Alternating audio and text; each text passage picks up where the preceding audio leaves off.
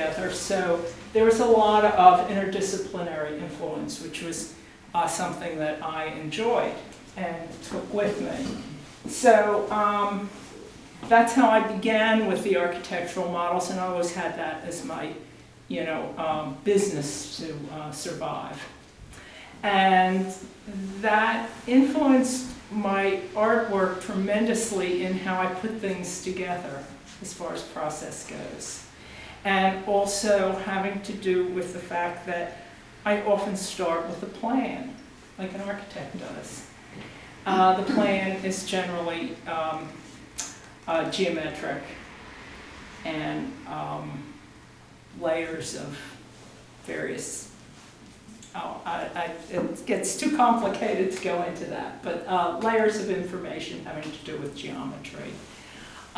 So some of that you can kind of begin to see in the work. Lately, for the last, I don't know, maybe 20 years or so, I've been working in wood. And the work has evolved to become more decorative, a word that most artists don't dare using. But I like pretty things. And I think that the embellishment of the form, which of course is obvious in all of these pieces, the form is so strong, that the embellishments kind of are part of that detailing similar to what you would have in architecture, like a window frame or any one of these elements that has to kind of grow from the source of the geometry. It's all about that. Color is generally natural, having to do with the color of the material. However, I am starting to paint a little bit, and a couple of these pieces have some paint on them. It's not painterly at all. Someone once asked me, what kind of paint do you like the best? And I say, out of a can. And again, I go through the fan books, because that way the color can be stable. Of course, they keep changing the formulas of all of the paints today, so that your base mix colors are so different. It's very hard to match, but there's one paint store, Second and Girard, that can match paints. And that's where I'll go if I need to have something matched. But it's all very labor intensive, which also grows out of the model making business that I do. Lately, as I said, I've been trying to embellish the work with surface decorations, and a lot of that came out of a project that I was doing. There are 3 pieces over here that were originally Christmas trees. The one with the buttons and the gold leaf was the first one that I did. And I always saw these Christmas trees, some of them on Christmas Day, thrown out in the trash. They would just be stripped of all their decorations and tossed out. And people would spend, and I guess I grew up, well, I guess I still am Jewish, but something you don't lose. So we never were allowed to have a Christmas tree, or we never really celebrated Christmas.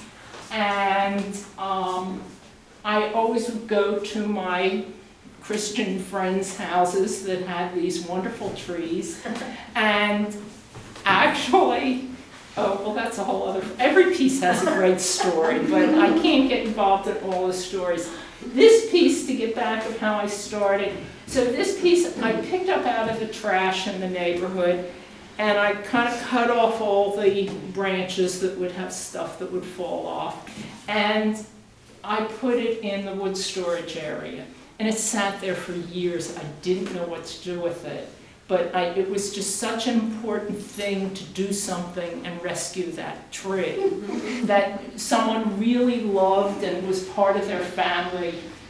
At any rate, one day I just made this thing, and it inspired me to continue collecting these trees.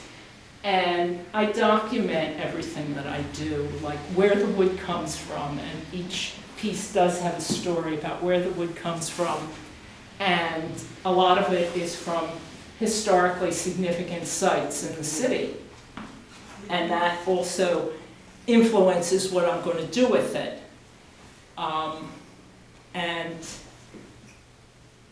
I could just keep going on. Maybe I ought to just stop and ask questions at this point. You know what I want to hear you talk about? What? Is this, because this is how I first heard about it, when they said you. Is that you reclaim like important woods? Like, for example, when they cut those down the trees in Logan Center, remember when they toppled off? Yes. Are you on a tree rescue list or something? No. Actually, that's part of the whole thing. It's part of the process. Yeah. Is getting the wood and finding out about it. Yeah. I have books on that subject. When they were going to cut those trees down in Logan Circle, the Polonia trees, Yeah. there was a lot of publicity about it. A lot of photographs taken about it. Jan Bolsell, who was here earlier, to the opening that I didn't get in time to see her. She used to take her drawing class out there to draw those trees every year in the spring.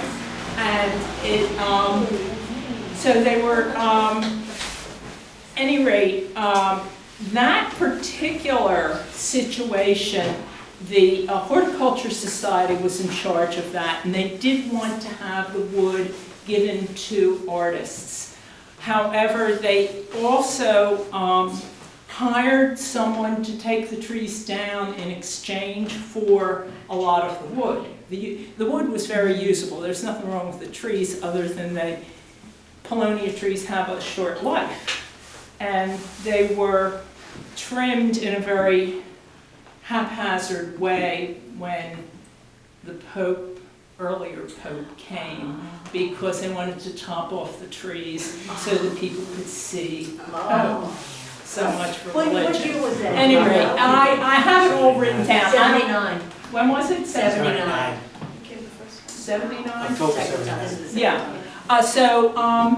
I have all of this stuff written down because I don't remember these things. Yeah. But at any rate, I guess I just, when they were working there for a while, and I just was laying in wait until one day, and I would drive around, and one day the gate was open. So I just drove into the square, and there were, I guess on a lunch break or something, and there were these guys in a truck, and you just go up. I'm really good at this. And I just walked up to these guys and said, okay, who's in charge? But I didn't say it like that. Yeah. And they jump out of the truck, and they're actually falling over, and they find somebody that, and I just tell them what I want. Yeah. And they say, fine, pick out what you want. And they give me a can of spray paint, and I mark everything. And then they cut them to size for me. This happened at Barnes. Yes. Also, because I did the same thing at Barnes. Yeah. And Driscoll, they were terrific. They stopped work for me. They loaded the car. We'd take like 3 or 4 trips, one log at a time. Yeah. And so it's kind of like part of the project to get the wood. And and most of these are very high publicity sites. What about when those giant trees would topple in storm conditions? There's so many of them. There's so many now. There are actually this piece is walnut, and this was from a tree that did come down in one of these hurricanes. And it was on the property of one of the board members at PAFA, and she called up and asked, could we, do something with this wood? And I kept a couple pieces, and it was something that was around the studio for a long time, but I just did something with it recently. So, it's hard to take everything that's available. Talking about Friday and Saturday.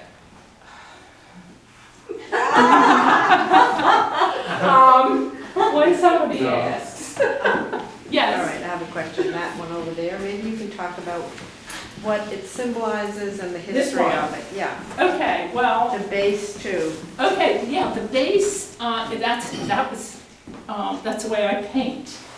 It's a painted base that goes with the piece. Actually, I had a very large log from a tree. It was a linden tree up in Bucks County, where someone was clearing the land to build a cabin. It was one of Diane's tenants when he was building his cabin. So he wanted me to take some of the wood. I did one big carving from that wood, and then I had this 8-foot piece in my studio. And when I was getting ready to move, I thought, well, it would be more practical to cut that up. So I cut it in these 2-foot lengths, and then there was this leftover piece that was only about this big.